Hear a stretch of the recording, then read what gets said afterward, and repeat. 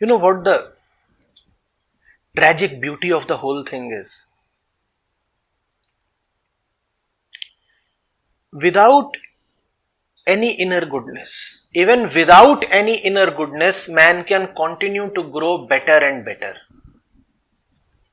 That's the most dangerous part of this story, if I can communicate it to you. The old scriptures warned us that if you do bad, you will receive bad. The law of karma is very, very subtle. Most people do not live in that subtle dimension. And in the gross dimension, the law of karma, doesn't operate at all. You can be utterly evil and yet lead a very, very happy life.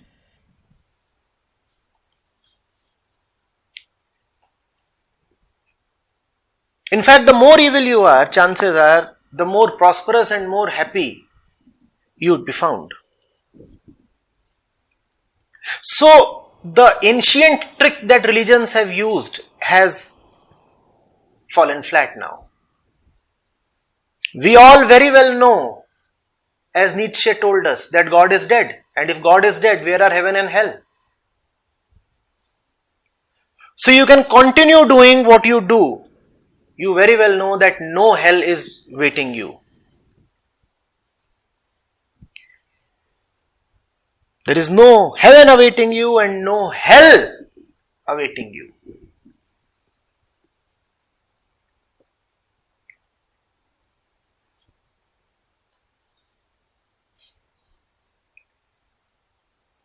You can kill all the animals and use the proceeds of the kill to strengthen and beautify your body. And you will find that your body has indeed strengthened and indeed become more beautiful. So where is the punishment? All the ancient stories, Sandeep, have failed. They all ended with the defeat of evil. Those were lies. Evil never had a final defeat.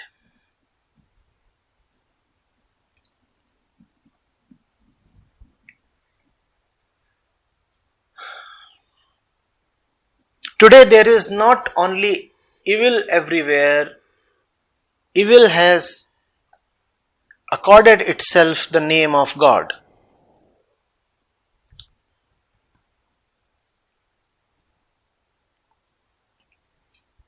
You will find it extremely difficult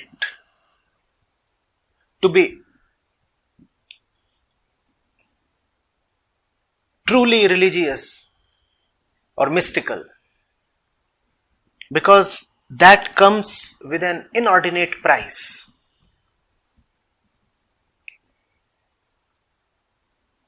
And evil will not say that spirituality is bad. Evil will simply take over spirituality. So you will have people who call themselves spiritual, but what they would be doing in the name of spirituality would not be spiritual at all.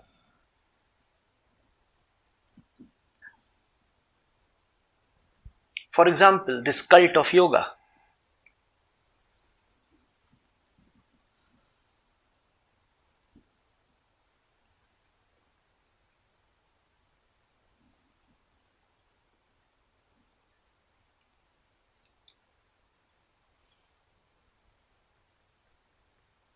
For example, the egoistic cult of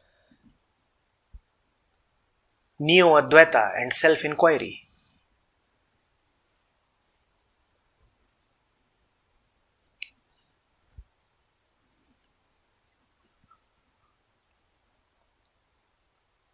Now, if somebody would declare himself as an enemy of God, as Ravana did or Kans did. Oh, they were very innocent fellows. They did. Then you could fight him. But today's Ravanas do not declare themselves as enemies of God. They declare themselves to be surrendered to God.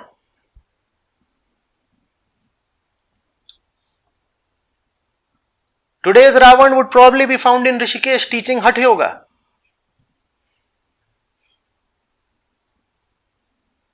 And saying, this is yoga. This is yoga. Now, whom are you going to fight? They have all assumed the name of God. Man is God. Nobody is coming out on the streets and declaring himself as anti-God. That is not possible anymore. You have to be good now, right? So you cannot say that I am anti-goodness. If you are anti-goodness, you would be immediately found in the jails. If not today, then after a while.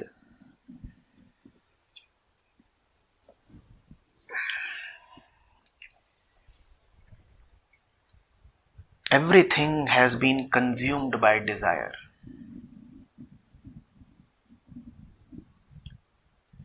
Everything.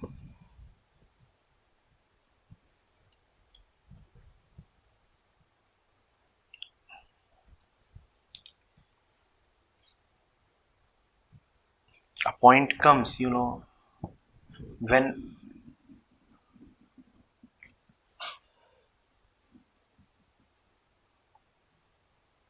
it doesn't hurt to pay any price to fulfill your desire.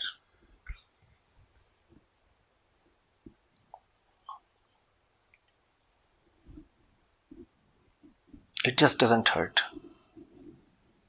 A fellow with lung cancer in the last stages may still steal away to have a cigarette or two. It just doesn't hurt. One wants to fulfill the desire even if the cost is tremendous.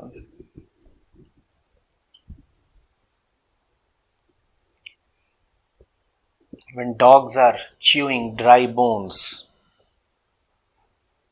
it often happens that the bones being dry and hard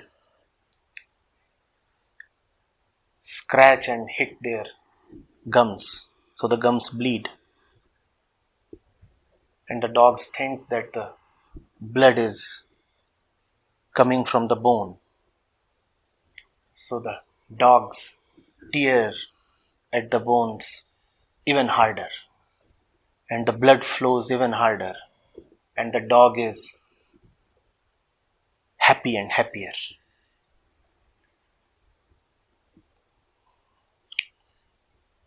There, at least, there is some tangible damage happening to the dog. We are living in an age, Sandeep, when there will be no tangible damage.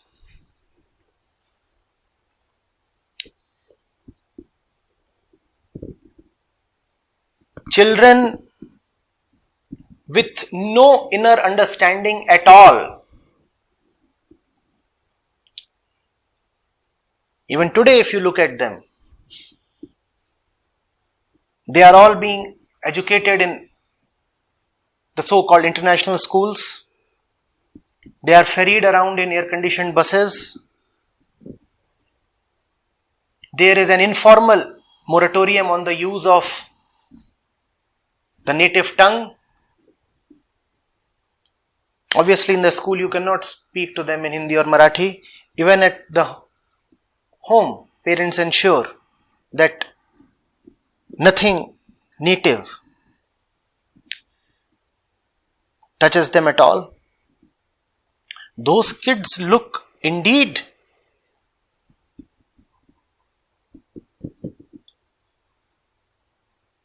more smart, more articulate, don't they? They are also probably more knowledgeable. In sports, the records are tumbling every year. So the bodies are indeed improving. Bodies are improving, happiness is improving, prosperity is improving. And all this is happening without God. So man does not need God. Man is God.